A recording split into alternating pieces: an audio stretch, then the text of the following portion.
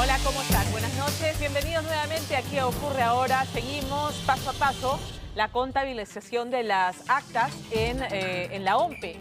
Anoche hacíamos el programa y terminábamos con Rafael López Aliaga todavía en segundo lugar. Sin embargo, nos despertamos todos con Roberto Sánchez ya en segundo lugar por una diferencia de cientos de miles de votos, no muchos, no muchos, cientos miles de votos, pero ya en el segundo lugar, en un empate técnico muy apretadito con Rafael López Aliaga. Las proyecciones eran así porque hay que decir una y otra vez que lo primero que se contabilizó fue el voto de Lima, de las ciudades más cercanas, y el voto rural de las localidades más alejadas es lo que entra al final y es donde claramente Sánchez tiene mayor apoyo y mayor arraigo. De ahí que su curva de crecimiento haya empezado muy bajito y luego haya rebasado al resto de candidatos que estaban en un empate técnico como veíamos venir, ¿no? Muy apretado. Hoy la disputa para entrar al balotaje con Keiko Fujimori está entre el señor Rafael López Aliaga, el señor Roberto Sánchez, y va quedando rezagado Jorge Nieto del Partido del Buen Gobierno.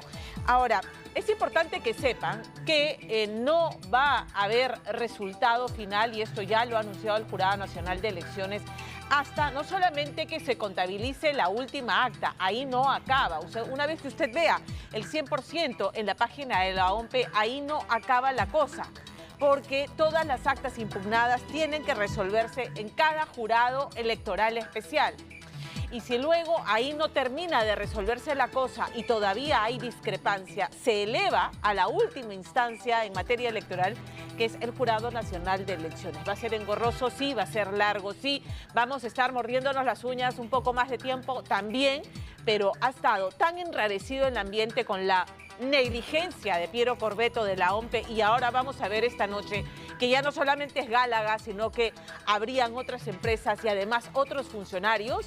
Entonces la cosa tiene que ser muy escrupulosa para que el día que se proclame al que pasa la segunda vuelta no haya absolutamente ninguna duda. Esto no le ha gustado a Rafael López Aliaga, ya lo vamos a comentar porque ha mandado sendas cartas, pero así está la contabilización de votos al 91.80%, Keiko Fujimori holgadamente en primer lugar con 17.04%. Ya en segundo lugar aparece Roberto Sánchez con 12.06%, empatadito y muy cerquita Rafael López Aliaga con 11.85%. Le sigue Jorge Nieto Montesinos con 11.05%. Y luego los que ya se alejaron de la política porque dicen, no, ya no quiero hacer más política, Ricardo Belmont, Carlos Álvarez y Alfonso López Chao, que ayer se sumaba al reclamo de las autoridades electorales por un proceso electoral lamentablemente empañado nuevamente por la ineficiencia y la negligencia de Corvetto y compañía en la OMPE. Todos los organismos internacionales que han hecho supervisión, veeduría del proceso electoral han declarado que no ven atisbos de fraude, lo han descartado de plano, pero la grita de fraude continúa. Rafael López Aliaga encabezó ayer una movilización, un meeting, una congregación en la que tuvo por momentos unos exabruptos que no vamos a repetir, y que rebajan el nivel del debate y de cualquier forma de discusión alturada sobre lo que estaba ocurriendo, eso hay que decirlo. Pero envió formalmente una carta al Jurado Nacional de Elecciones solicitando, ahí está, la suspensión de la proclamación de los resultados de la elección presidencial del segundo y tercer lugar hasta que OMPE entregue un informe detallado en un plazo máximo y pone plazos perentorios. El candidato de Renovación Popular de 72 horas precisó que el retraso en la entrega del material electoral impidió que miles de ciudadanos, y ahí hizo un ajuste porque ayer hablaba más de 1 millón de ciudadanos, ahora habla de miles de ciudadanos, que se les impidió que ejercieran su derecho al voto de manera oportuna. Este pedido, dice, se fundamenta en las deficiencias logísticas reportadas durante la jornada del domingo, especialmente en Lima. Y vamos a poner en pantalla las cartas que ha enviado. Son dos dirigidas al Jurado Nacional de Elecciones. Esta es la primera que envió por la mañana, dirigida a Roberto Burneo Bermejo, que es el presidente del Jurado Nacional de Elecciones. El asunto: impacto del fallo operativo de la OMPE sobre el derecho al voto en Lima Metropolitana, elecciones 12 de abril. Ayer hablaba, como decía, ¿no?, en el meeting, incendiado, inflamado su discurso, con varios dislates que no merecen la pena ser repetidos, pero hablaba de 1 millón de electores. Ahora ajusta la cifra a lo que había declarado la OMPE en horas de la mañana el día de la elección, ¿no? Electores que esperaron 3 horas en fila, dice la carta, que terminaron retirándose sin votar. El propio Jurado Nacional de Elecciones reconoció parte del problema al autorizar la reapertura de 13 centros de votación el lunes 13 de abril para 51.000 electores formalmente afectados. Sin embargo, el número solamente representa una fracción de los ciudadanos que en realidad no pudieron sufragar. El análisis estadístico, comparando la tasa de ausentismo histórica en Lima Metropolitana en el 2016, un año normal electoral, con lo observado en el 2026, arroja, dice, el siguiente resultado: padrón electoral de Lima Metropolitana en un año normal, 2016, 8.324.686 votantes. En el 2026, que es las elecciones que estamos observando, 8.681.523 y señala una diferencia de más de 356.000 votantes. La tasa de ausentismo en la primera elección, la del 2016, 13,35%, o sea, 13,35%, y en el 2026, 20,14%, o sea, más de 6,8 puntos porcentuales, ¿no? Entonces, López Aliaga habla de 600.000 electores, según sus cálculos, electores limeños que no pudieron votar y que no es que hayan decidido quedarse en su casa, sino que, dice, fueron impedidos por un fallo del Estado, y su impacto sobre el resultado electoral es directo y matemáticamente demostrable. Renovación Popular obtiene el 21% de los votos válidos en Lima Metropolitana, según el cómputo oficial de la OMPE. Aplicando, dice, ese porcentaje, la organización política que representó perdió aproximadamente 120.000 votos. Muy bien. Ahora, la señora Keiko Fujimori, la candidata que va con certeza al balotaje, se ha pronunciado sobre varios temas, principalmente sobre esta movilización encabezada ayer, o esa meeting encabezado ayer por Rafael López Aliaga. Dijo que, si bien no le iba a responder, criticó su llamado a la insurgencia. La señora Fujimori ha puesto a disposición de Renovación Popular a sus personeros para poder recopilar información. Vamos a escucharla. No voy a responder a los insultos del señor Rafael López Aliaga, a los que ya nos tiene tristemente acostumbrados. Pero lo que sí no podemos permitir es que se convoque a una insurgencia. Asimismo, ponemos a disposición del partido político Renovación el comando de personeros de Fuerza Popular para que comparta toda la información a efectos de contribuir a esclarecer los hechos y asegurarnos que la verdad prevalezca. ¿Qué puedo decir sobre este tema? Aplaudir la postura más mesurada de la señora Fujimori y de Fuerza Popular, porque recordemos que en el 2021 fueron ellos los que reclamaban que hubo fraude en su contra, cuando la diferencia de votos entre la señora Fujimori y Pedro Castillo apenas si superó los 44.000 votos, un resultado muy ajustado al que ella no le dio crédito. Fue una delegación hasta la OEA en Estados Unidos, en Washington, a reclamar, no los recibieron porque los organismos electorales, los organismos veedores que llegaron a Lima para supervisar, al Perú para supervisar la elección, concluyeron que no había fraude, y las investigaciones demostraron que no se encontró evidencia de tal fraude. Hoy asume una postura más madura, más responsable, y eso hay que aplaudirlo, porque habla de una maduración no solamente de cara al público, sino de cara al ejercicio de la política, ¿no es cierto? También se refirió Keiko Fujimori a Piero Corvetto, que está en el ojo de la tormenta, el jefe del AMPOES. Vamos a escucharlo. ¿Han existido irregularidades? Sí. Hoy respaldamos todas las investigaciones y exigimos que en la OMPE se adopten las medidas necesarias para garantizar un resultado transparente que refleje fielmente la voluntad popular. Si alguien ha sufrido las consecuencias de irregularidades en la OMPE, hemos sido nosotros. Aún esperamos la lista de electores de la campaña del 2021. En su momento pedimos que no se ratifique a su jefe, a Piero Corvetto, pero no fuimos escuchados.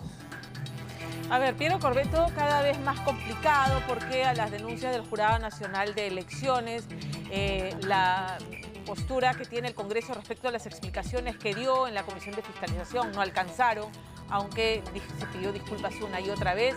Él dijo que se fue a dormir tranquilo. Yo no entiendo cómo puede haber declarado una cosa así con el desmadre que su organización causó, porque el problema que enfrentamos ahora es la deslegitimación de los organismos electorales. O sea, ya venían suficientemente mellados con todo el tema del fraude que se denunció y que no se demostró en el 2021. Quedó esa sospecha y lo que ocurrió el domingo no hace sino mellar principalmente la confianza de los peruanos en unas instituciones que conducen un proceso tan sensible y tan trascendente.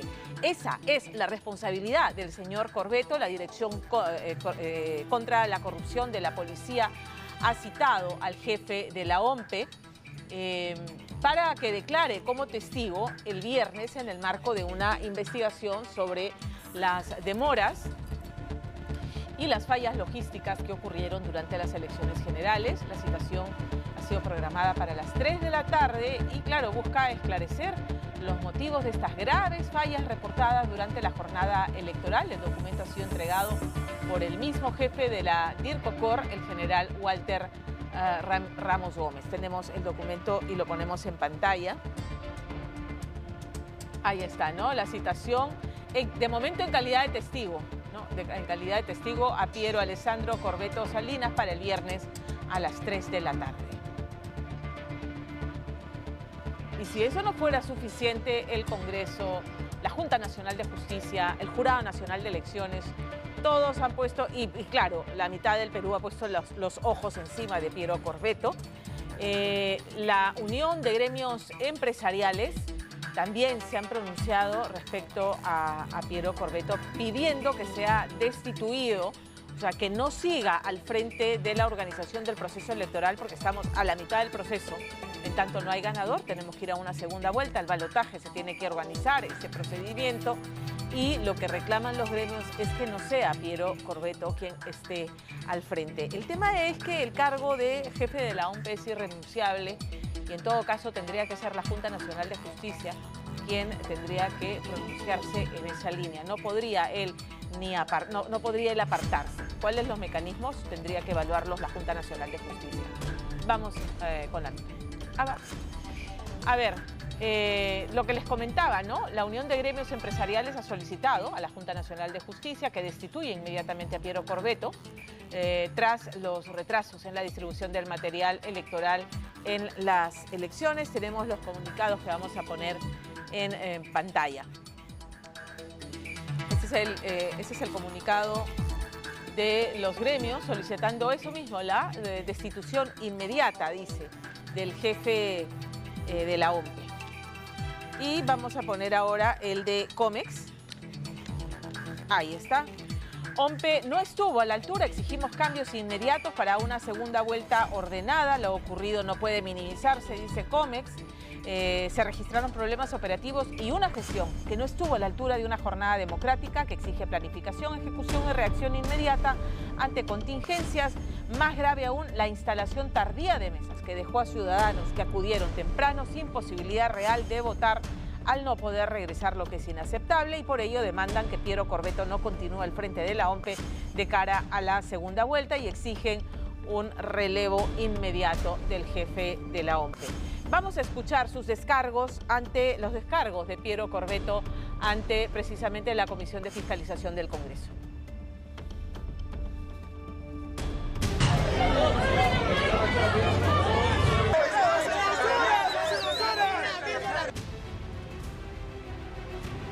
voz pausada, siempre encorvado y un mea culpa reducido a la mínima expresión. Nosotros somos muy conscientes del impacto del error que hemos cometido y estamos absolutamente comprometidos también en no repetirlo. Las palabras de Piero Corvetto han causado indignación. Su presentación ante la Comisión de Fiscalización del Congreso estuvo plagada de la palabra error, pero negó irregularidades. Comprometidos también en no repetirlo. Por momentos le ganó el subconsciente. Nosotros hemos tenido un problema de carácter absolutamente extraordinario en un tema de despliegue material en Lima que no pienso justificar sino investigar, porque nosotros somos los principales perjudicados. Corvetto ofreció colaborar con los procedimientos administrativos disciplinarios abiertos. Toda la información que está siendo requerida por la Policía Nacional, por el Ministerio Público y por la Contraloría General de la República está siendo entregado. Ya declaró ante el Congreso y pronto lo hará ante la policía. Al ser el titular del pliego, él no puede decir esa no es responsabilidad mía, es responsabilidad del gerente de línea, ¿no? Él por ahí nomás tendría que haber estado cautelando el normal desarrollo del proceso, lo cual no hizo. Incomodamos a gente por la tardanza, por supuesto, pero nosotros en todo momento lo que quisimos es que todos puedan votar. Porque él sabe la responsabilidad que tiene y que ha asumido. Dentro de ellos, el tema de omisión funcional es un delito contra la administración pública que se sanciona con una pena entre 2 a 3 años. Luego tenemos los delitos electorales. Ese actuar a sabiendas, siendo el titular de una institución, de que tiene que cautelar el normal desarrollo del proceso electoral, lo hace caer en otro delito que implicaría un fraude en procesos electorales, ¿no? Y esto se sanciona con una pena de 2 a 8 años. Corvetto minimizó todo lo ocurrido. Los miles y miles de peruanos que se quedaron sin votar, poca cosa parece decir de un alto funcionario que se aferra al cargo y que a pesar de lo ocurrido, tiene como responsabilidad la segunda vuelta electoral. Las disculpas no alcanzan, señor Corvetto. Lo que le ha hecho a los peruanos no tiene perdón. Porque ya venía usted, señor Corvetto, con la cruz que le tocaba cargar por las sombras de sospecha de un supuesto fraude que fue descartado, pero cargaba con eso. Y lo único que tenía que hacer, y hacer bien, era devolverle la confianza en la institución que usted dirige y que es parte del engranaje de todo proceso electoral.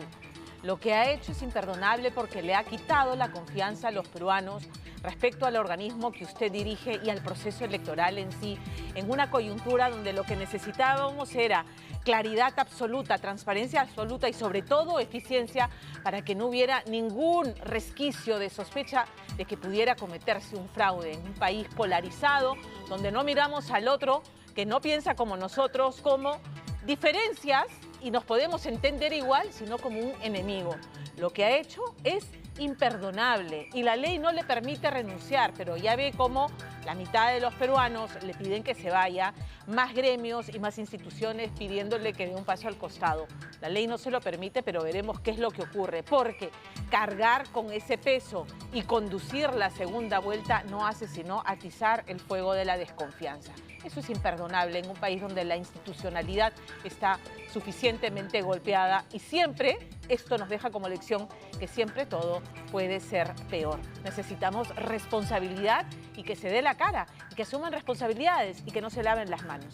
Hablando de lavarse las manos, Gálaga se lavó las manos, decía, ¿no? Incluso pedía que la OMPE se disculpe con ellos porque ellos habían sido suficientemente eficientes en el tema, ¿no? Negando la realidad, en una realidad paralela, en Narnia seguramente, pero no aquí en el Perú, menos en Lima, ¿correcto? Con un contrato, con unos términos de referencia que pedían 2 o 3 metros cúbicos menos en los camiones. Entonces así descartaron a una empresa que tenía la flota, que tenía la experiencia y que tenía la trayectoria.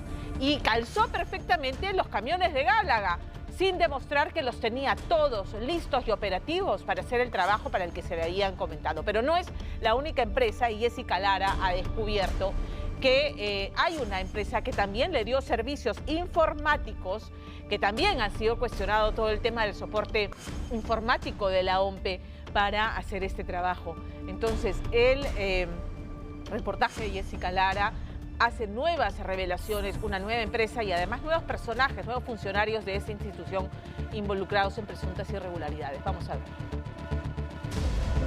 El contrato no transparentado de la OMPE otorgado a Gálaga SAC por 6 millones de soles y que trajo serios problemas durante la jornada electoral del 12 de abril ha puesto ahora en la mira el resto de contrataciones realizadas por el ente electoral.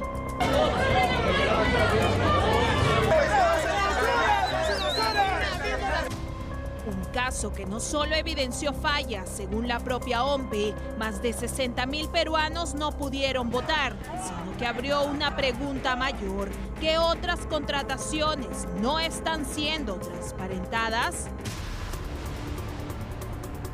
Al revisar los registros del SEACE, aparece un contrato mucho más grande por más de 144 millones de soles, aprobado el 3 de febrero de este año. El proveedor ganador, Administrador de Procesos Electorales, CSA, una empresa creada en noviembre del 2025, apenas 4 meses antes de las elecciones. Sin trabajadores registrados en la SUNAT y contratada por la OMPE para un servicio clave, la habilitación, acondicionamiento y logística informática de las elecciones generales 2026. Por su denominación y tipo de contratación, todo indica que se trataría de una figura que agrupa a varias empresas bajo un mismo contrato.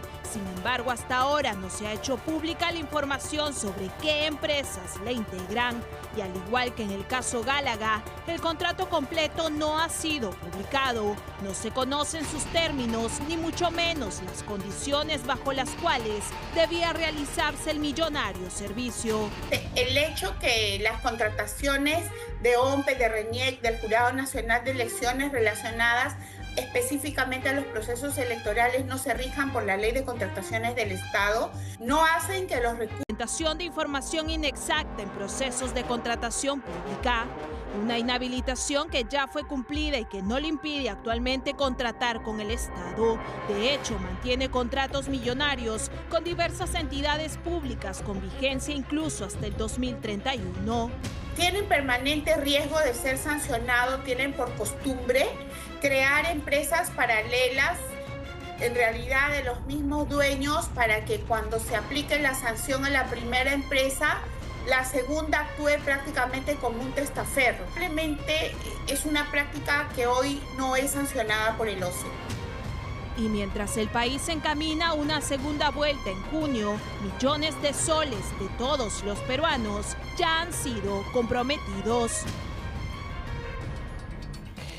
La empresa mencionada luego se comunicó cuando ya había cerrado la nota Jessica Lara. La empresa se comunicó con ella para responder a los señalamientos. Ellos han dicho que su servicio no es el de conteo de votos, solo le proporciona la plataforma tecnológica, o sea, el hardware y el software. Eso es lo que ha dicho, digamos, en su defensa, el hardware y el software para los centros de cómputo en donde se ingresan y procesan los datos, las aplicaciones respectivas son propias, dice, de la OMPE.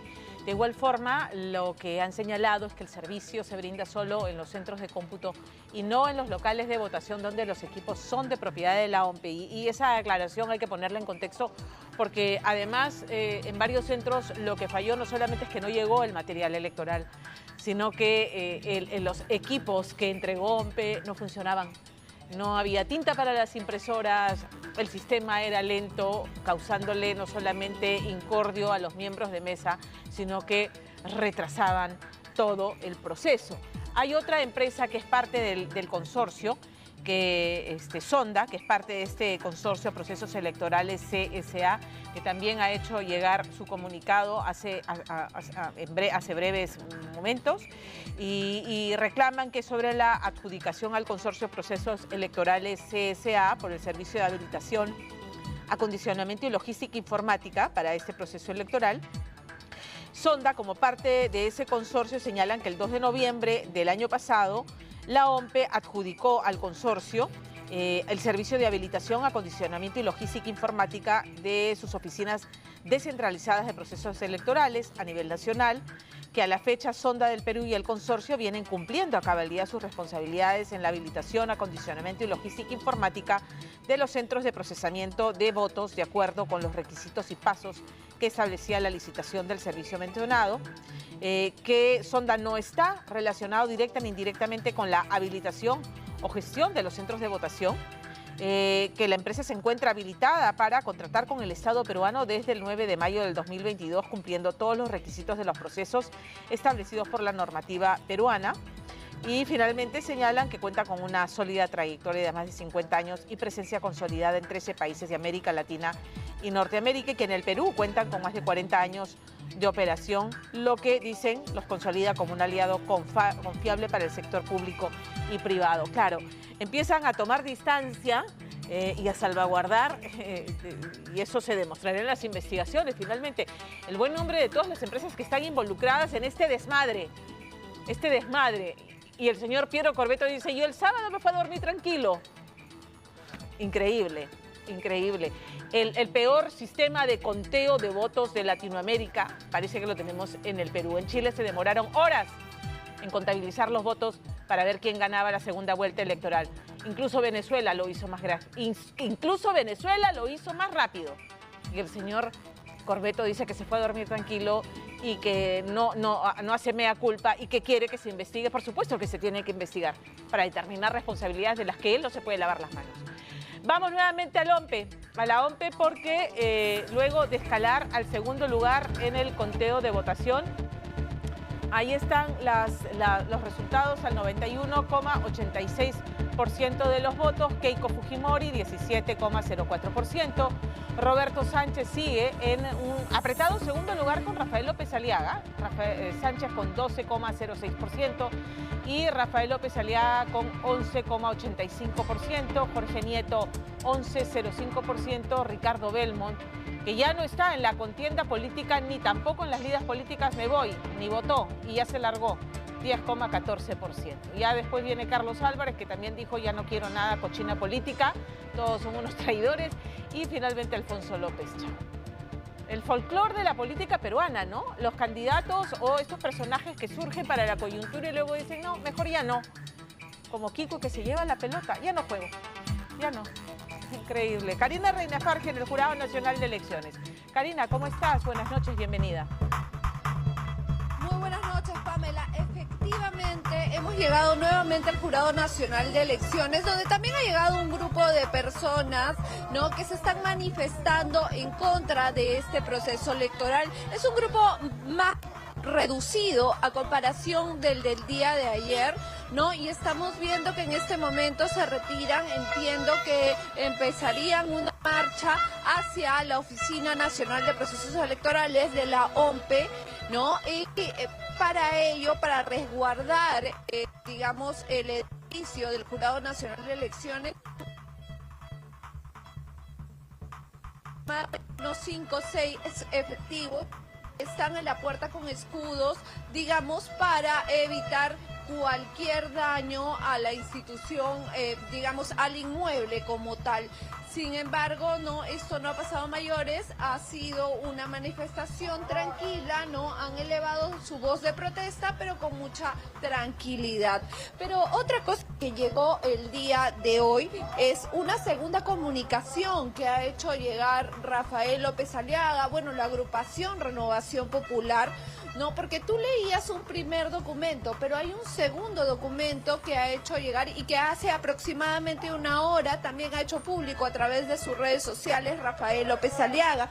Este documento, dirigido también a Roberto Murneo, señala primero que nada que se cumpla el petitorio hecho en el documento, en el primer documento entregado hoy 15 de abril, que solicita que se garantice el derecho a voto de este millón de personas que según señaló ayer aquí Rafael López Aliaga, no habría podido ejercer su derecho a voto, ¿no? También, ¿no?, que esta programación se cumpla en un plazo de 72 horas, ¿no?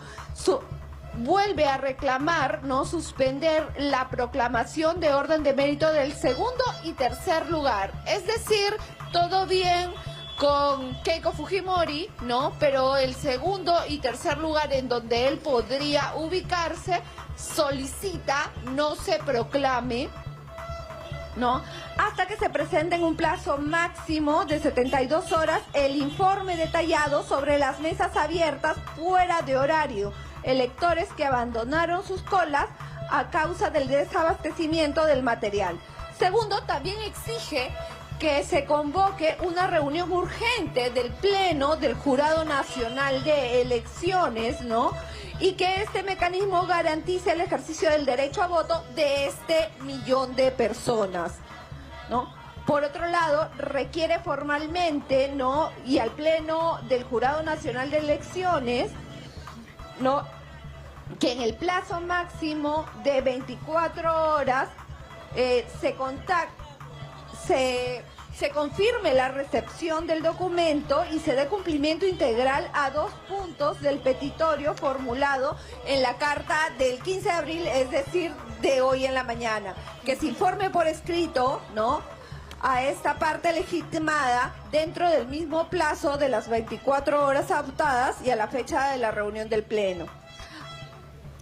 Karina, Karina, tenemos la carta acá en el estudio también y yo me pregunto quién asesora el tema comunicacional del candidato Rafael López Aliaga, porque en una primera dirigida más temprano también al presidente del Jurado Nacional de Elecciones habla de más o menos 608.000, dice, electores que no votaron. Y vuelve a insistir en esa segunda carta a la que hace referencia Karina Reina Farge. Ella está en los exteriores del Jurado Nacional de Elecciones, donde hay un grupo, ya nos dirás, Karina, tú si es un grupo nutrido o no, de peruanos que siguen en pie de protesta, haciendo eco de lo que Rafael López Aliaga considera que es un fraude. Y en esta segunda carta vuelve a mencionar el millón de electores, dice, afectados, y poniéndole plazos perentorios al Jurado Nacional de Elecciones para cumplir con lo que reclama en esta misiva, ¿no?, que se les permita votar a este millón de personas. La cifra no sabemos, Karina, de dónde saca la cifra el señor Rafael López Aliaga, y es una cifra que podría precisarse ciertamente con el nivel de ausentismo en aquellas mesas donde hubo problemas y retrasos para poder instalarlas porque no llegaba el material. Karina.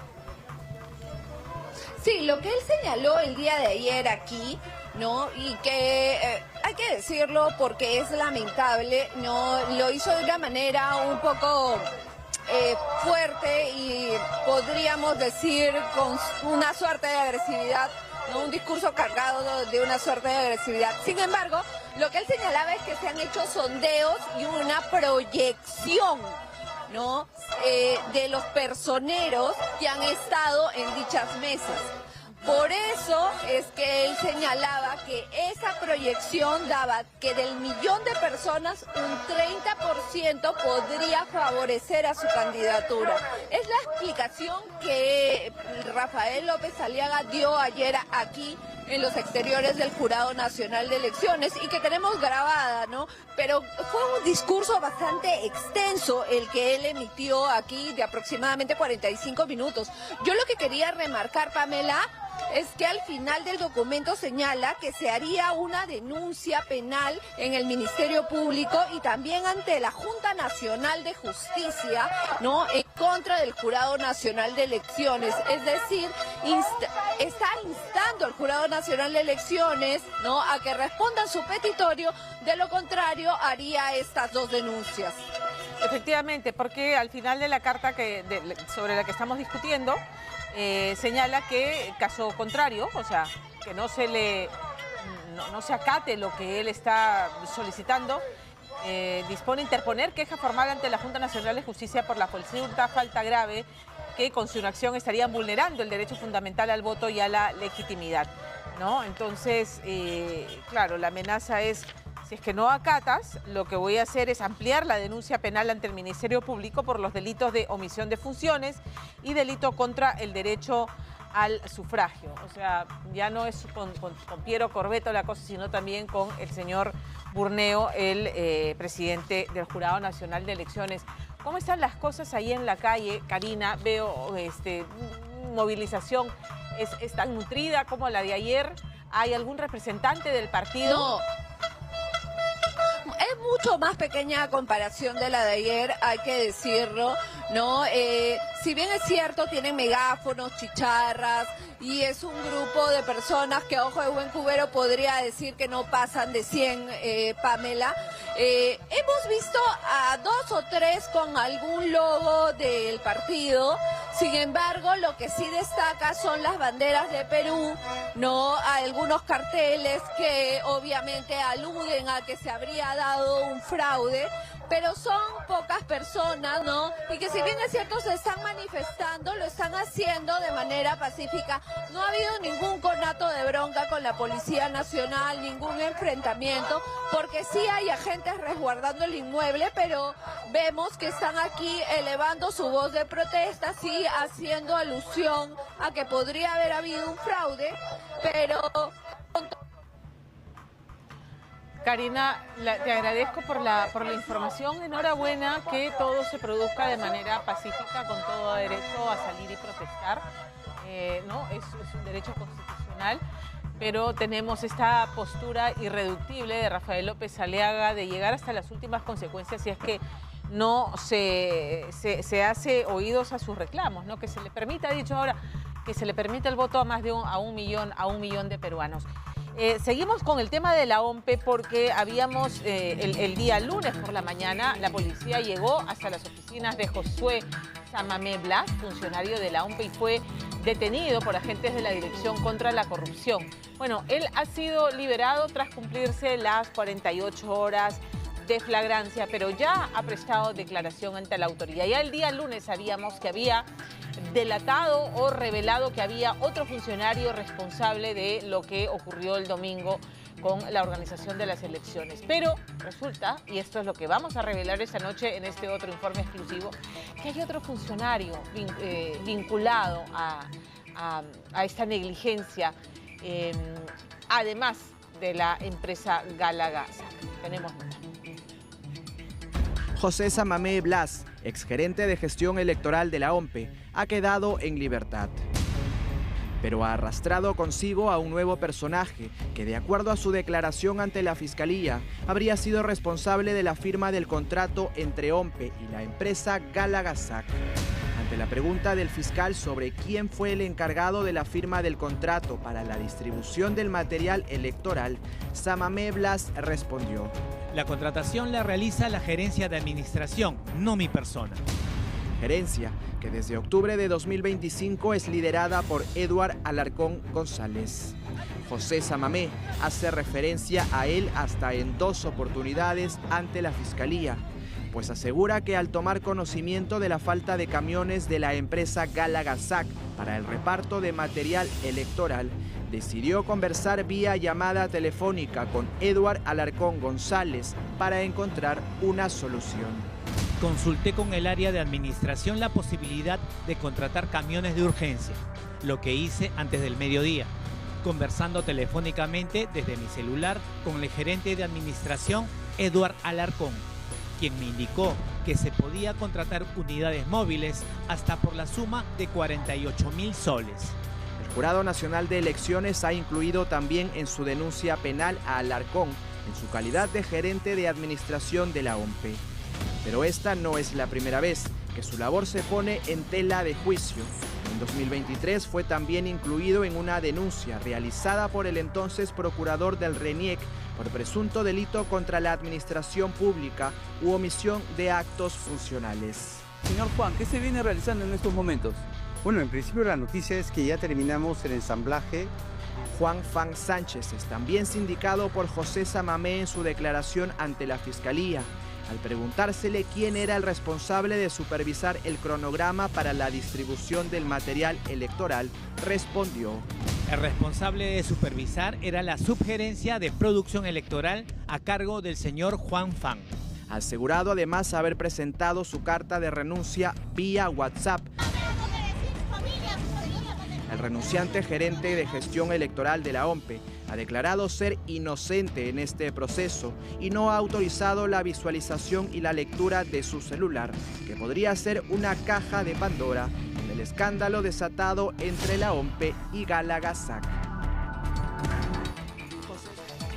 A ver, ¿qué podemos decir? Aquí tiene que haber una investigación porque todo este tema de Gálaga SAC y de estas otras empresas que estarían involucradas en el proceso electoral manchado por su negligencia, es que tiene que haber una investigación seria porque todo huele a corrupción y a direccionamiento. Elegir a una empresa que ya había sido penalizada por la propia OMPE, un marco de referencia contractual que deja por fuera, por un detalle tan nimio como el tamaño de los camiones, por metros, por apenas metros. Y quedan por fuera empresas con trayectoria, con experiencia, con las unidades disponibles y que incluso ofrecían un presupuesto un poco menor que el de Gálaga. De nuevo, no, la sospecha es de alta corrupción. Y para que ello haya ocurrido es que tiene que haber, ¿no?, un corruptor y funcionarios que lo permitieron. Se tiene que investigar y se tiene que señalar responsables. Ahora, dicho esto, tenemos que preguntarnos también, ¿saben qué? ¿Cómo llegamos a esta situación? Y ahí tendríamos que mirar la conformación parlamentaria, quienes modificaron las leyes electorales que permitieron esta participación masiva de 35 candidatos que pretendían llegar a la presidencia, muchos sin verdadera plataforma política, sin verdadera organización partidaria, si es que todavía existen en el Perú partidos políticos, porque tomemos en cuenta que de los 35 candidatos a presidente, 22 obtuvieron menos del 1% de los votos. ¿Cómo es que las leyes electorales permitieron eso? Porque las modificaron para que esto ocurriera, ¿no? Entonces, luego tenemos otros 7 candidatos que obtienen menos del 5%, una cosa insólita que solamente se ha visto aquí en el Perú. Entonces, miremos quiénes son los responsables, pero además, a partir de ahora, lo que queremos saber es, porque todos, o sea, no hay persona con la que me haya cruzado que no me haya preguntado, Pamela, ¿tú qué crees? ¿Qué es lo que va a pasar? ¿Cómo la ves? Yo no tengo una bola de cristal, pero lo que sí se puede hacer es hacer una proyección de los escenarios que se abren a partir del posible empate. Antes de ese informe que pinta bonito el panorama en el sentido de que usted va a poder mirar hacia adelante qué es lo que puede pasar, el alcalde de Lima, Renzo Reyardo, ha hecho algunas declaraciones esta mañana en medio de la polémica sobre quién pasará a la segunda vuelta electoral. Reyardo sostuvo que las proyecciones estadísticas que ha recibido, ha dicho, de diversas instituciones especializadas indican que Keiko Fujimori y Rafael López Aliaga pasarían a la segunda vuelta. Las fuentes no las ha citado, pero con esa certeza lo declaró. También calificó como una situación inaudita los incidentes logísticos registrados el domingo. Vamos a escucharlo. Hemos recibido información de personas que evidentemente manejan información estadística y manejan información electoral, que a este momento, con los cálculos que ya se tienen, con lo que falta procesar, que es alrededor del 10%, las dos personas que pasan a la segunda vuelta son la señora Keiko Sofía Fujimori y el señor Rafael López Aliaga. Cualquier alteración de la voluntad popular será debidamente denunciado. Bueno, para hacer con esa contundencia una declaración así tendría que exhibir las pruebas, ¿no? Porque todo está tan tenso que atreverse a salir a decir una cosa así sin los elementos probatorios es irresponsable. Por eso, aunque demore como una tortuga, nosotros vamos a seguir remitiéndonos a los resultados oficiales de OMPE que, ojo, es importante recalcar esta información. Pueden terminar de contabilizar el 100% de las actas, pero no vamos a hacer el resultado final hasta que cada acta impugnada no haya sido resuelta, en última instancia. Lo que les decía, ¿qué panorama se abre? Hay dos posibilidades, ¿no? La señora Keiko Fujimori pasa con Roberto Sánchez o la señora Fujimori pasa con Rafael López Aliaga. En una se enfrenta a una postura de izquierda radical y en la otra en el espectro de la derecha a la extrema derecha. En medio de la polarización, claro, la tensión es enorme. ¿Cómo serían estos escenarios? Tenemos una nota. Vamos a pedir nuevas elecciones. La guerra está declarada. Señores del Jurado Nacional de Elecciones, les damos un plazo. Tienen 24 horas para declarar la nulidad de esta porquería.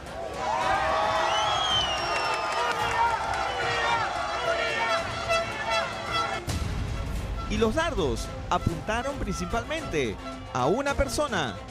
Le mando que tome preso de inmediato al señor Corbeto.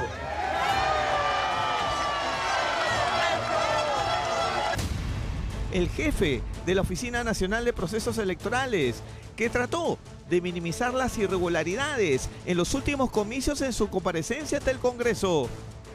Hemos cometido una falla en el caso de 13 locales que ha comprometido a un número importante de electores. Pedimos las disculpas del caso. Es un hecho que no se va a volver a repetir. Cuestionamientos que han empañado un proceso electoral con un resultado aún incierto en la primera vuelta y con una segunda a la vuelta de la esquina que pone en la mira al árbitro de esta contienda. O sea, él no puede continuar. Y lamentablemente, más allá de que pidiera disculpas, porque al pedir disculpas está aceptando que hubo un problema, ¿no es cierto? Más allá de eso, y ya serán los organismos competentes los que determinarán si hubo o no hubo dolo, pero es obvio que si usted va a hacerse una operación y casi muere por algún error en esa operación, ¿va a querer que le hagan la segunda operación al mismo médico? Y denuncias de irregularidades en este proceso que se sigue multiplicando, como este último informe de Contraloría, que da cuenta que el reparto de material electoral y equipos informáticos fue realizado a destiempo. El cargo del jefe de la OMP es irrenunciable según su ley durante el proceso electoral, salvo un impedimento debidamente fundamentado como una enfermedad.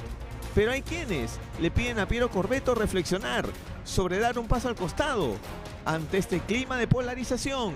O sea, si él asume una responsabilidad de este tema y es consciente que esto puede dañar la imagen, es cuestión que él evalúe y vea su decisión.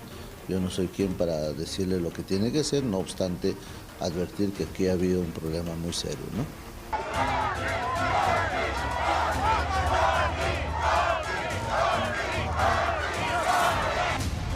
La guerra recién comienza. Extrema derecha, extrema izquierda, lo que necesitamos es un discurso más conciliador. Eso no se va a producir hasta que no conozcamos los resultados finales que están a cargo de la OMP, que se está demorando la vida en hacerlo, y eso suma angustia a los peruanos, ¿no? ¿Y por qué se produce esta angustia? Porque, a ver, el discurso de Roberto Sánchez es el de Pedro Castillo potenciado. Ya hemos visto a Roberto Sánchez, ¿no?, sentado al lado de Antauro Humala. Lo de Antauro Humala lo vamos a ver en breve, por si acaso. De la señora Anaí Durán, que dice que hay que echar manos a las reservas, ¿no?, a las reservas del Perú. Roberto Sánchez, que dice nadie es imprescindible y hay que, ¿no?, sacar a Julio Velarde, que es lo único estable en una década de tanta turbulencia política. El buen manejo del señor Velarde frente al Banco Central de Reserva nos ha permitido seguir creciendo y ser, a pesar de todo, la economía que mejor proyección tiene en la región, y los inversionistas siguen llegando. Y esa es la manera en la que se genera empleo y se abren posibilidades de ampliar la caja fiscal, ¿no? El señor Sánchez insiste en la Asamblea Constituyente. El señor Sánchez insiste en un Estado robusto, siendo empresario cuando sabemos que es un fracaso. Quiere conocer más del perfil, además de un congresista que no se hizo ningún problema en votar al lado de los partidos de derecha cuando la agenda no era la del país, sino la de los intereses representados en el Congreso. No nos olvidemos que el señor Sánchez ha sido ministro a lo largo de todo el gobierno de Pedro Castillo y que el señor Sánchez dio un paso al costado como quien salta del bote cuando se estaba hundiendo. Cuando a Pedro Castillo, luego de dar el golpe de Estado y vio que le falló, lo detuvieron y Sánchez presenta su carta de renuncia. Él votó en abstención cuando hubo que votar por la vacancia y Pedro Castillo ya lo perdonó, porque claro, además ha prometido indultar a Castillo y quién sabe si incluso lo nombra ministro de Cultura si es que hay un eventual gobierno de Juntos por el Perú. Tenemos nota. Con más del 90% de actas contabilizadas, Roberto Sánchez deja de ser una posibilidad lejana y se consolida como una opción real para disputar la segunda vuelta electoral, una contienda que podría llevarlo a ocupar el sillón presidencial este 28 de julio. Y con él no llega solo un candidato, regresa un proyecto político que revive el ideario del encarcelado Pedro Castillo, pero con propuestas más radicales. Nosotros continuamos esa línea. La nacionalización no es expropiación. La cercanía entre ambos no es novedad. Roberto Sánchez no solo formó parte del entorno político de Castillo, fue también uno de sus principales escuderos tras su caída. ¡Pedro Castillo, libertad! Su nombre incluso volvió a aparecer por presuntas injerencias en decisiones vinculadas al entorno carcelario del exmandatario. Un tema que ha generado cuestionamientos sobre quién realmente manda en el penal de Barbadillo, de donde Sánchez pretende sacar a su ex jefe, aunque no haya manera legal de hacerlo. Una de las cosas que ha demostrado justamente al buscar la permanencia del director es justamente que tiene cierto poder político para poderlo mantener a quien se dé la gana o a quien le dé las facilidades para que pueda visitar cuando él quiera, ¿no? No estaremos tranquilos hasta cuando lo liberemos. Decir que va a indultar a Pedro Castillo Terrones, quien no tiene hasta el momento una sentencia condenatoria y ejecutoriada, lo ha hecho a lo largo de la campaña de Roberto Sánchez. Lo único que hace es atarantar a la población, engañar con promesas que no va a poder cumplir y que va a tener además una fuerte oposición constitucional al respecto. Pero más allá de los vínculos personales, lo que preocupa es la ruta política que se plantea. El cambio de la Constitución de 1993 se mantiene como eje central, aunque ahora con un tono más desafiante.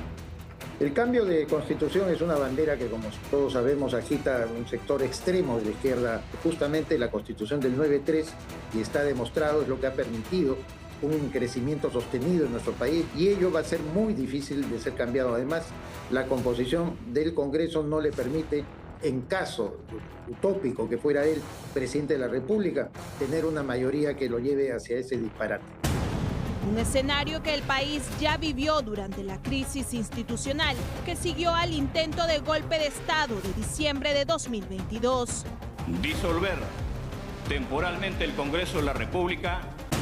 En el frente económico, las alertas también se encienden. La propuesta de retirar a Julio Velarde del Banco Central, una figura clave en la... Y detrás de este proyecto aparece una figura que genera controversia, Antauro Humala, exmilitar, líder del ECNO. Entre ambos abre interrogantes, como en manos de quién realmente podría recaer un eventual gobierno de Roberto Sánchez. Con la facilidad con la que se refieren al tema del Banco Central de Reserva, como si se tratara de un ministro capaz de abrir la bóveda del Banco Central de Reserva y decidir él, le doy la plata a tal ministerio, a tal funcionario, como si dependiera de él generar empleo. El presidente del Banco Central de Reserva, Julio Velarde, estuvo desaznando a varios congresistas, sobre todo de izquierda en el Congreso, que le reclamaban pues que por qué no generaba empleo. ¿no? O sea, ¿por qué no invertía? Esa no es la función del Banco Central de Reserva. Y nuevamente, si el Perú económicamente aún sigue siendo una plaza atractiva para la inversión y sigue manteniendo, a pesar de todo el estrés de no saber con quién se va a la segunda vuelta la señora Keiko Fujimori, mantener el dólar estable, es por la gestión y la muñeca disciplinada de Julio Velarde. O sea, no hay irreemplazables, es cierto, pero el señor ha logrado, todo es mérito del directorio del Banco Central de Reserva, porque hace 10 años vamos a ir a elegir al 9º presidente en 10 años. Así estamos. Y a pesar de ello, la economía ha estado ahí con una proyección de crecimiento del 2,3%. Entonces, la ignorancia francamente es atrevida, pero hay quienes insisten en seguir utilizando al Perú como un laboratorio social en el que se llega a experimentar, en el que se llega a aprender y en el que se llega a aplicar agendas trasnochadas que en otros países no han hecho sino sumir a todos sus ciudadanos en la miseria. ¿Venezuela le suena alguna campana en el oído? O Cuba, por ejemplo, o Bolivia, por ejemplo. ¿Quién está? Bueno, de hecho, Gustavo Petro ya está saltando en un pie y celebrando para él, porque no sé si tendrá pues una pitoniza que le ha dicho que de todas maneras quien pasa en la segunda vuelta es el señor Roberto Sánchez. Aquí en el Perú todavía no lo sabemos, pero él ya está celebrando. Bueno, todos de la misma tienda política, y no quiero decir otra expresión muy conocida porque no sería correcto. Pero bueno, ¿quién está al lado de Roberto Sánchez en todo momento? En todo momento está ahí y ahora está dando entrevistas y hablando cosas tipo, hay que prohibir la agroexportación. No se deben exportar arándanos ni espárragos, porque los niños en el Perú, sí es cierto, tienen anemia. Hay que enfocarse en una alimentación adecuada para los niños y rebajar nuevamente la cifra de anemia, porque les tenemos que dar proteína. Entonces el señor Antauro Humala es de la idea que las agroexportaciones no se paralicen, porque los arándanos y los espárragos son la proteína que necesitan los niños. ¿Qué les puedo decir? Frente a esas cosas ya no siquiera cabe la discusión o el menor análisis. Vuelve a la escena política con su discurso recalcitrante, a veces siempre incendiario. Tenemos nota de Antauro Humala. ¡Viva Roberto Sánchez! ¡Viva! ¡Viva el profesor Pedro Castillo! ¡Viva! Es el principal socio político del candidato presidencial de Juntos por el Perú. Y el que ha ido al rescate de los nacionalistas ha sido Roberto Sánchez con Juntos. ¿Qué debo hacer para que me expulse? En otras palabras, tengo que tirarme al piso, romper eso. Quiero ser expulsado porque estoy por las puras acá.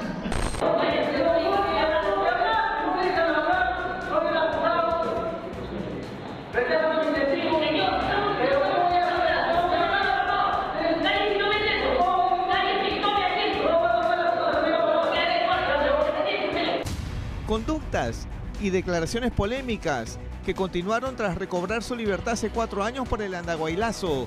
Su revuelta, que Roberto Sánchez. Y un detalle que no podemos dejar que pase bajo el radar. Hoy está al lado de Roberto Sánchez, que ha anunciado que de llegar a la presidencia indultaría al golpista Pedro Castillo. Y ahí está Antauro Humala aplaudiendo y celebrando. Y no nos olvidemos que también dio un balconazo ahí en la Plaza San Martín pidiendo apoyo. ¿Para quién? Para Dina Boluarte, ¿no? Dina Boluarte, que en su momento dijo, si sacan a Castillo, me voy yo, no se fue nada, se quedó, fue útil en algún momento a las fuerzas en el Congreso y cuando ya no les sirvió más, le dieron la patada voladora. Bueno, ahí estaba Antauro Humala reclamando apoyo para la señora Boluarte, le llovió de todo, insultos, botellazos y desapareció. Desde ese día no lo vimos más hasta que empezó a reaparecer con las cifras expectantes que tiene Roberto Sánchez para pasar a la segunda vuelta para el balotaje por la presidencia. La forma de acomodarse, ¿no? En los espacios donde su agenda pueda tener eco es camaleónica, la verdad que sí. Bueno, y hablando del candidato Sánchez, luego de escalar al segundo lugar en el conteo de la OMPE, el candidato hizo un pronunciamiento desde el local de su partido, agradeciendo los votos que ha recibido del centro y del sur del país y van a escuchar, reitero, sus propuestas más polémicas. agradecemos al sur peruano, a las comunidades rurales, a los pueblos quechuas, aymaras, amazónicos. Y ese voto, esa expresión, ese respaldo es el pueblo castillista, es el pueblo de Juntos por el Perú, es el pueblo que hoy, también en coherencia a nuestro 100% de actas e información, refiere pues que ya estamos en el segundo lugar. Desde nuestras actas nosotros tenemos la tranquilidad que eso se va a confirmar y reafirmar. ¿Y cree que Julio Velarde debe seguir saliendo del BCR? Bueno, el señor ha dicho que el 28 de julio termina su función. No creo que las políticas de Estado tengan que ver con el individuo. Nadie es imprescindible. Con su sombrero chotano, una imitación de Pedro Castillo, sin identidad y con un discurso que en lo económico, les aseguro, nos llevaría a lo que es Venezuela, de eso no cabe duda. Es como que repitiéramos y tuviéramos un déjà vu con lo que fue el 2021 y esa segunda vuelta entre Keiko Fujimori y Pedro Castillo. Las causas no están dichas todavía, como ha señalado, ni como ha señalado el señor Reyardo, ni como señala el señor Roberto Sánchez, porque al 91,89% de las actas escrutadas, estamos ya nuevamente con la página oficial de OMPE, la señora Keiko Fujimori a la cabeza con 17,04%, y ven el empate técnico de Sánchez, que tiene 12,06%, y Rafael López Aliaga 11,85%. Se está acercando, y aquí quiero hacer una acotación, porque aunque parezca increíble, todavía hay actas de Lima Metropolitana que se tienen que contabilizar y algunas cuantas del interior del país, de las zonas rurales, y también falta por contabilizar las actas del extranjero. La Lima Metropolitana y extranjero, lo más probable es que se incline para Rafael López Aliaga, lo cual quiere decir que va a ser tan apretado el resultado que no nos queda otra que, señores, esperar. En tercer lugar, Jorge Nieto Montesinos, del Partido del Buen Gobierno, si me ayudan con el porcentaje, 11,05%. En alguna mesa ha contabilizado votos, y eso es muy extraño.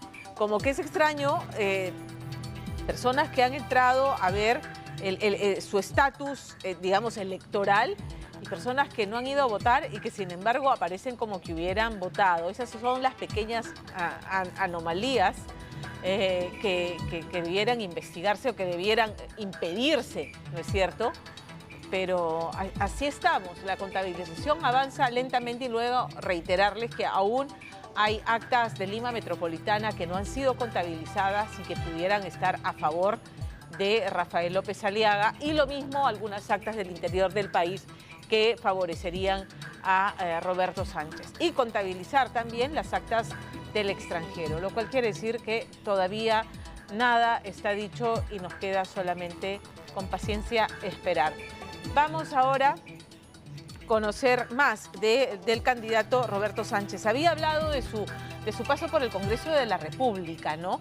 Recordarán ustedes que incluso el señor Sánchez en los debates, en la ronda de debates organizados por el Jurado Nacional de Elecciones, era Keiko Fujimori versus resto del mundo, o al revés, resto del mundo versus Keiko Fujimori. Hasta los candidatos del rubro otros, ahí, ¿no?, disueltos en el anonimato del rubro otros, eligieron una y otra vez darle a la señora Fujimori como uno de los llamados partidos del pacto. Se habla mucho del pacto congresal, el pacto de las leyes pro crimen, el pacto que nos ha traído pone y saca presidentes, tumba gabinetes, ¿no?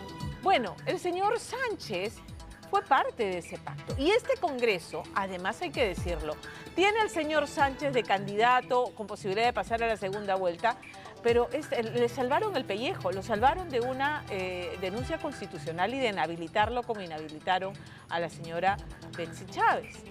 Vamos a recordar el paso de Roberto Sánchez por el Congreso de la República. Pedro Castillo Terrones está delante de nosotros. Con el sombrero puesto, dice ser el candidato de Pedro Castillo. con esa constitución mafiosa del fujimorismo que nos ha traído muerte, dictadura, opresión, arrebatamiento de la democracia y la justicia de nuestro pueblo.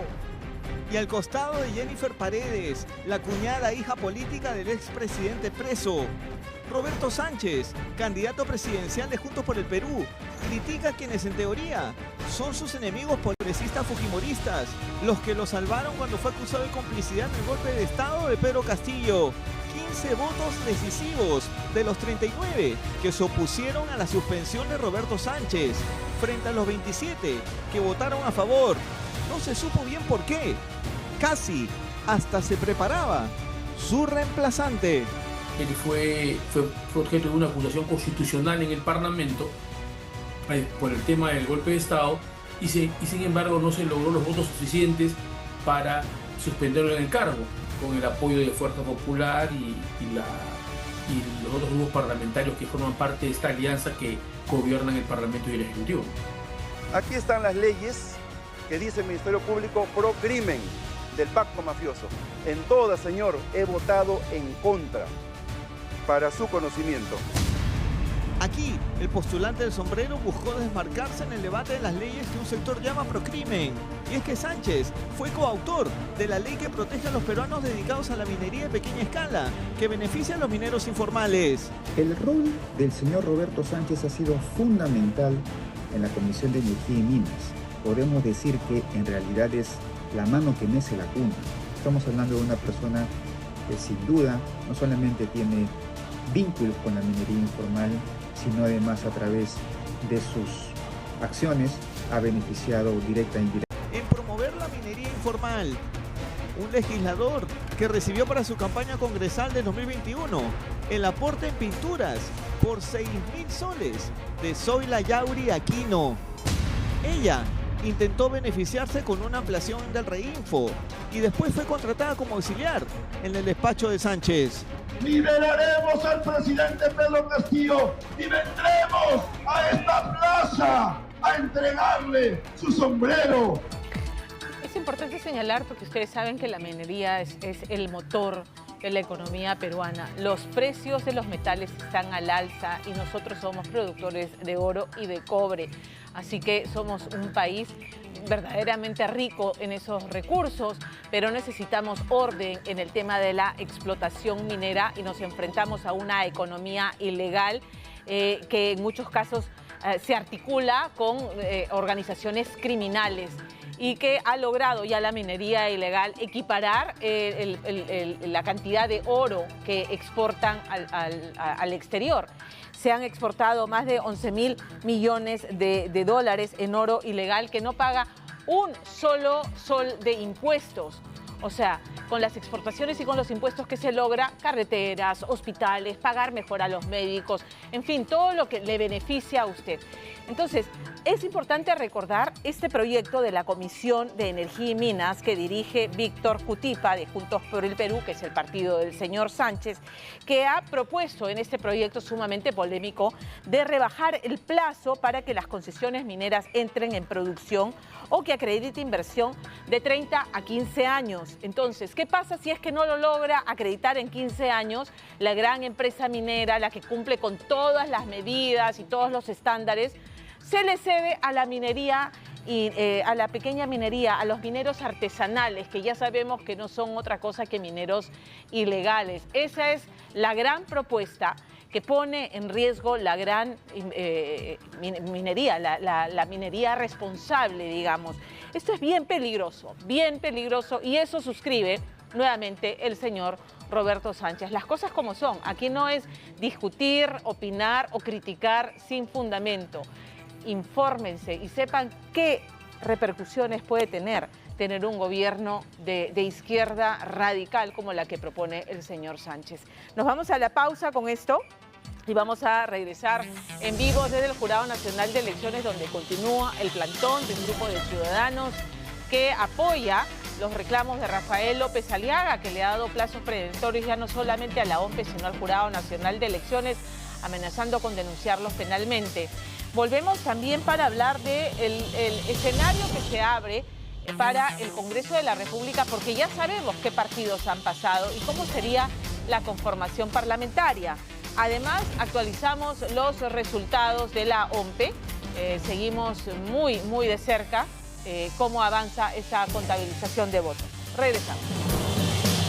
No sabemos todavía quién será presidente, pero ya conocemos la conformación parlamentaria. Fuerza Popular tiene la proyección es que tendría una bancada numerosa, probablemente la primera mayoría, pero la segunda la tendría el señor Sánchez. Pero lo que va a enfrentar el Congreso que viene es la conciliación política o el enfrentamiento y la fragmentación. ¿Qué es lo que nos trae el panorama con esta nueva conformación parlamentaria y sobre todo con un Congreso bicameral y un Senado ultrapoderoso e indisoluble? Tenemos nota. Mientras que el conteo de la OMPE avanza, nuestro próximo Congreso bicameral se asoma poco a poco con una alta fragmentación. Con partidos pequeños y ninguna mayoría clara, la tarea para nuestros próximos padres de la patria podría ser compleja. Hay polos opuestos, pero hay algunos partidos que son intermedios dentro de su postura, ¿no? Por ejemplo, el Partido de Buen Gobierno y el Partido de Ahora Nación de López Chao son partidos de posturas intermedias que estaban un poco más pegados al centro, si se quiere, antes que a los extremos, ¿no? Entonces, al momento de quién llegue a gobernar es que se van a configurar y los partidos claves van a ser justamente los que están en el medio, porque van a ser las bisagras hacia la derecha o hacia la izquierda. Los acuerdos podrían llegar a ser puntuales, pero no una agenda sostenida. Partidos como Fuerza Popular, Renovación Popular, Obras, Del Buen Gobierno, Ahora Nación y Juntos por el Perú no solo tendrán que conversar entre ellos, sino también con aquel que logre ostentar el sillón presidencial. Creo que de cara a esta segunda vuelta, los candidatos presidenciales tienen que hacer un compromiso con el país más allá de la postura ideológica que tengan, que realmente van a converger para trabajar y van a tener que responder y comprometerse cómo serían no solamente en gobierno, sino perdiendo las elecciones. En un Congreso bicameral atomizado, ¿cabe acaso la posibilidad de que una cuestionada propuesta como la Asamblea Constituyente pueda siquiera ser puesta en agenda? Creo que este tema es un tema que confrontaría, porque aquí sí no hay un punto medio, ¿no? Existe un entendimiento de que la Constitución no necesita ser reformulada, el pacto social no necesita ser cambiado, pero siempre puede ser mejorado, ¿correcto? Entonces hay que ver allí el punto de equilibrio. Disolver temporalmente el Congreso de la República e instaurar un gobierno de emergencia excepcional. La Cámara de Senadores no puede ser disuelta, mientras que la de diputados, tras 2 negativas de confianza, sí podría ser cerrada.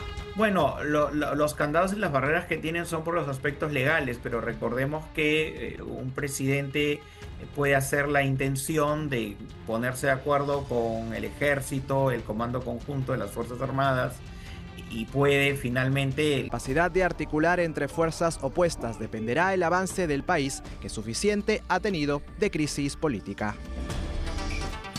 Ojo con ese Senado superpoderoso, ahí se concentra el poder. Nos vamos nuevamente a los exteriores del Jurado Nacional de Elecciones. Continúa el plantón de militantes, seguidores de Rafael López Aliaga. Karina Reina Farge sigue ahí. Karina, adelante.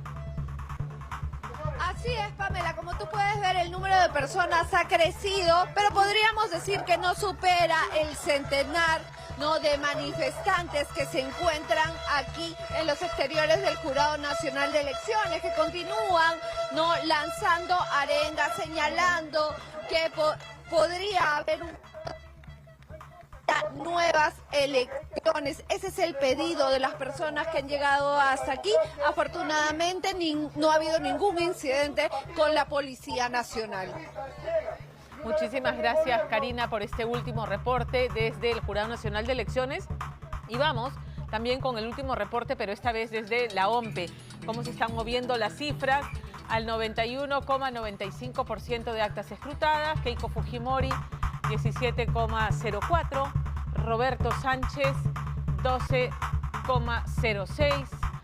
Rafael López Aliaga, 11:85, se va cortando la distancia y de esto se trata, pues el empate técnico. Y Jorge Nieto, 11,05. Y bueno, y ahí está también, aparece Ricardo Belmont con 10,15. La renuncia de Belmont en el partido Obras, ¿sabe quién va a liderar el partido? Porque él dijo, ya me voy, chao, pero ha logrado bancada en el Congreso. Daniel Barragán, que es ex compañero de Roberto Sánchez en el gabinete ministerial de Pedro Castillo Sánchez, que fue, me parece, ministro del Interior. Daniel Barragán. Así que, nada, ya ven pues cómo se van a mover las cosas en el Congreso de la República, pero antes que eso, cómo se moverían en una eventual segunda vuelta. Pueden estos candidatos que se quedaron rezagados, tienen esa capacidad de endosar votos para los que queden en la segunda vuelta. Todo un mundo nuevo, es una elección nueva. Mañana el gabinete Arroyo va al Congreso de la República a pedir el voto de confianza. Vamos a estar pendientes, así que nos reencontramos mañana aquí a las 8 de la noche. Chao, pasen buenas noches.